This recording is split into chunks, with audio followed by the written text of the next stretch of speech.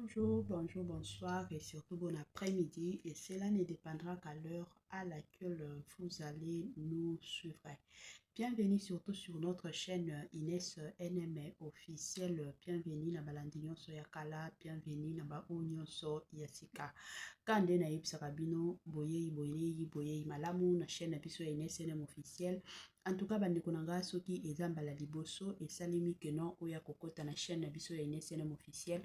Kande tokendaka nango, kande tosalaka ngo na osenga na yo sabone massivement. Tango zo sabonaka bongo kobosana pete koklikaka sur ngonga ya notification. Malamu ngonga wana ezalaka toujours et encore que non à chaque fois que Inès NM officiel akobanzaka penza kotiaka ba vidéo ya sika bokozala directement informé. Vous informer sur notre devoir, oui bien sûr, ezalaka toujours et encore mosala na biso ya koyaka ko informaka bino. Kande na yipsaka bino toujours et encore biso pe tolalaka te de notre côté, tokendaka toujours kolukelaka bino ba matière po toyebi ke bino pe bozelaka biso toyaka ko informer bino. Voilà. La famille de l'Otoye Awa, toza na dossier ya Mama Sandra Mboyi, toza na dossier ya Pasteur Moïse Mbiye. Bande konanga, bato baye kobenga Mama Inès NM officiel balobi, Pasteur Moïse Mbiye na Mama Sandra Mboyi bakozonga na to eza ndenge nini. Mbutu ya makasi, mbutu eutaki koleka bande konanga, mbutu ya somo. Kande boutaki kolanda bino moko, kande na yipsaka bino ba dossier mosusu eza te ke non ngai fona ya kopetisaka kamera na ya ko expliquer bino te. Eza na ba dossier mosusu o nga na ko ya koloba o boyebi te, eza pe na ba dossier mosusu oyo déjà soki eza na réseaux sociaux moyen to wanga nango eza te. Na dossier o ya Mama Sandra Mboyi affaire kindumba ya mobali na ye bandeko nanga eza na no dossier moko ezo sala pasi ya makasi, ezo sala pasi parce que déjà ba sala nzambe ba pasteur baza batu moko na lobaka toujours faut bazalaka ba exemplaire. Tango tozolo bazalaka ba exemplaire po ebele batu balandaka bango, ebele batu bandimaka na mateya o bateyaka. Ebela batu balingaka pe ko changer ba vie na bango, vie que peut-être bango batu wana bando tambola na nzela moko ya mabe. Alors komona ba pasteur mosusu omona komi ko sambela nzambe pesa nganga pe na zala na vie ata ya frère wana ya papa wana eza bongo. Tomona ki mobali ya Mama Sandra Mboyi awa autaki ko bénir mariage ya ndeko na biso eza chronique soki nani ya majabu mabiala o pasteur maki abando benga kempiaka. Yepenza azampiaka. Ce frère là abadaki ni église ni ya pasteur Jean Bosco kuna nde bapambolaki mariage na bango tina ndenge mwasi na ya abotaki. Je suis sûr et certain que mwasi wana bébé mwana wana bakomema eka na hôpital bakomema eka na église wana basambela pona ye. Mais na makambo oyo euti kobima amweke soki pe bango pe baza bana sur le plan spirituel te. Mais soki baza bana sur le plan spirituel wana déjà bakokima église. Na makambo oyo nyonso euti koleka. Bandeko nanga eza situation moko tokoki koloba eza ba épreuve, tokoki koloba eza nde nzambe azobimisa nyonso na poasa parce que soki botali bien awa nzambe akomi kobimisa makambo nyonso na poasa. Soki osalaka makambo moko na kunzu koya kolala ka bosutuki makambo na yo nyonso esi ebimi, nzambe akomi kobimisa nyonso na poasa. Donc na yo ozolanda nga oyebi ke oza na kindoki miyebela déjà ke jour mosusu koya kolala ka boye kindoki na yo na poasa. Yo papa olandaka Mama Inès NM officiel oyebi ki oza na misala mabe okendaka kosalaka kindumba otrompaka mwasi na yo nzambe akobimisa yo na poasa. Ya mosusu okoki kokanga maka na basi ya ndumba oyo nabimaka na bango ekozala soni mpona mokili mobimba. Tolandi biso nyonso a makambo ena suka makambo ye kobima ezake Mama Sandra Mboyi azalaki fiancé ya Pasteur Moïse Mbiye babandaki kobima na Pasteur Moïse Mbiye parce que tomoni déjà famille ya ba mama ya mobali ya Mama Sandra Mboyi bayaki déjà na ba propos na bango ke Mama Sandra Mboyi atikala na ye kobala moseka te. Selon bango ezaka pasteur alingaki kaka Mama Sandra Mboyi asala vidéo wana pona koyokisa je m'excuse Pasteur Moïse Mbiye soni la famille.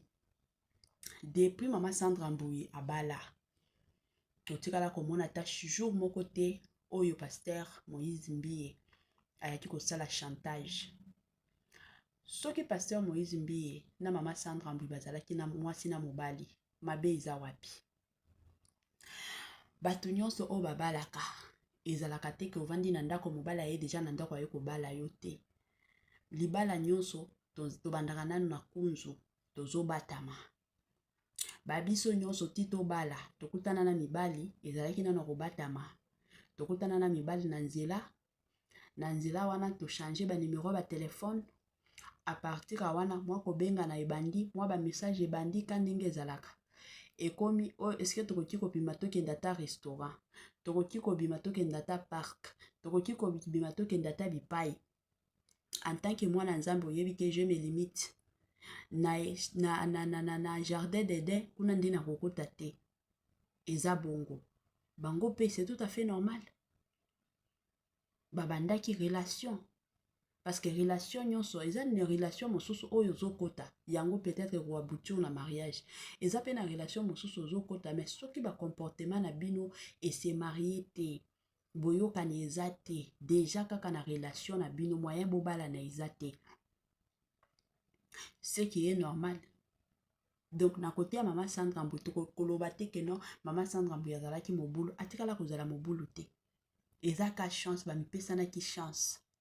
Ye na pasteur Moïse Mbiye ba mipesana ki chance kandenge ezalaka tomeka soki simbi tobalani. Mais malheureusement sœur Faveur na mobali na ye le frère Jonathan basala bambula boni ti lelo boye komona bango lelo baye kobalana. Bazalaki mwasi na mobali soki pendant 3 ans. Oh internet etikala koyeba te. Oyo penza internet etikala koyeba te ata bato ya église na bango bandomo na bango kaka keno baza ba camarade nzoka bazalaki na bango mwasi na mobali balinganaki deja. Mais babando ozela moma ya malamu. Na bata wana pasteur Moïse Mbiye pe azalaki na bambongo te. Soki ezalaki ka ndenge aza lelo oyo. Vous pensez que alingaki atika sœur Sandra Mbuyi? Alingaki atika ete? Alingaki azwa ye penza na makasi nyonso. Mais na bata wana mosusu eza na bamakambo mosusu oyo azalaki nanu nango te.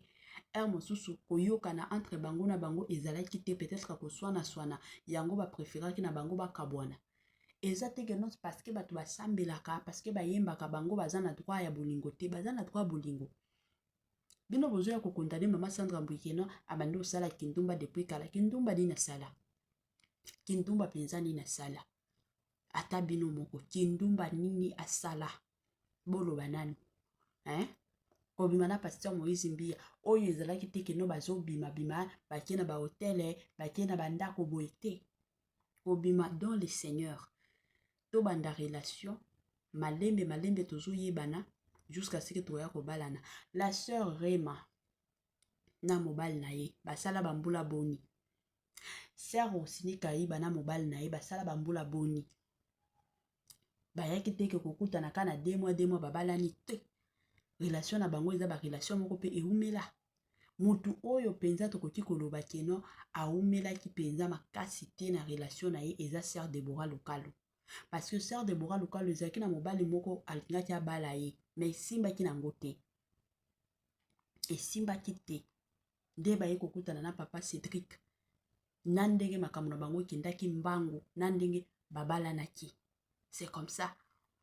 Wana eza kindumba te, eza kaka kopesa vie chance.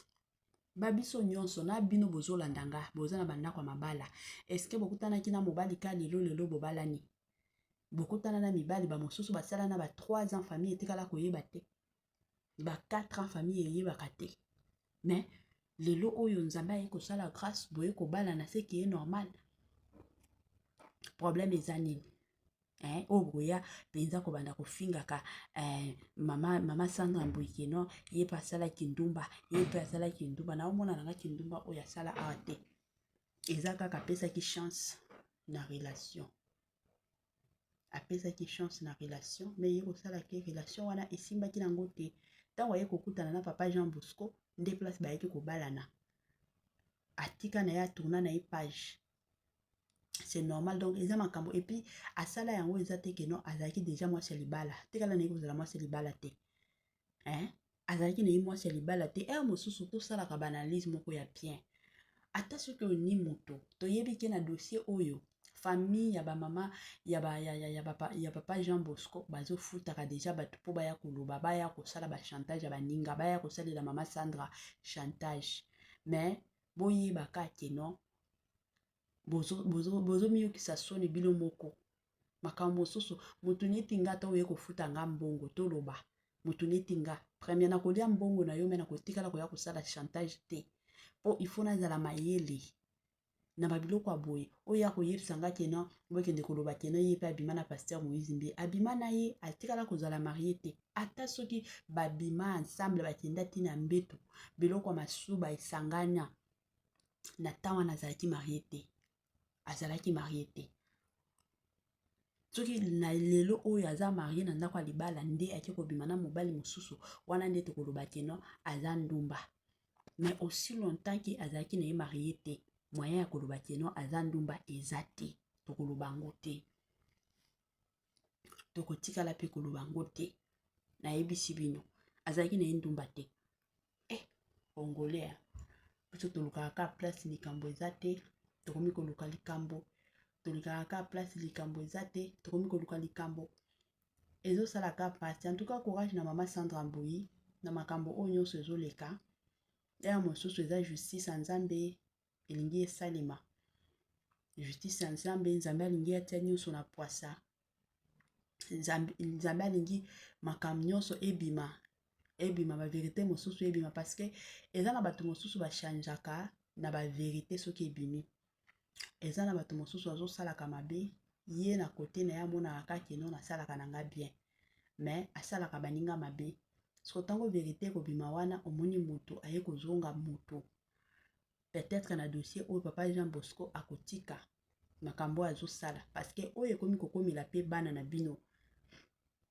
mosusu mwasi wana Fatou aza la base parce que ye nde akengelaka bana wana mbanda atikali ka mbanda akotikalaka kolinga yo te banda nzaka mbanda et surtout soki aza na posa libala akolinga penza ya makasi ke abebisela yo ya yo na place ebele ya bato batiaka toujours motema ezalaka kote ya bana po ayebi ke mingi na ndako ya libala tozalaka na bolingo mais soki mwasi na mobali baza na posa ya mwana surtout mobali soki aza na besoin ya bana siko yo mbanda deja oyebi ke mobali oyo eza bana yango aza na bango posa akoki kobomela yo bana po mobali a se retirer na yo ya tikala na yo na ye bazalaka bongo bapapa to batelaka basi bo batelaka basi na bino yango kindumba ngo libanda bokenda koluka nini soki oza na besoin pe mwasi na yo abandaka kolataka bilata lata oyo ya libanda azolata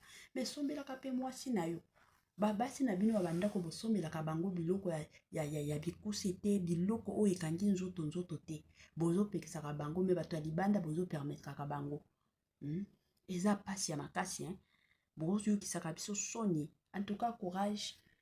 Je sais que dossier oyo eza dossier moko oyo ekoya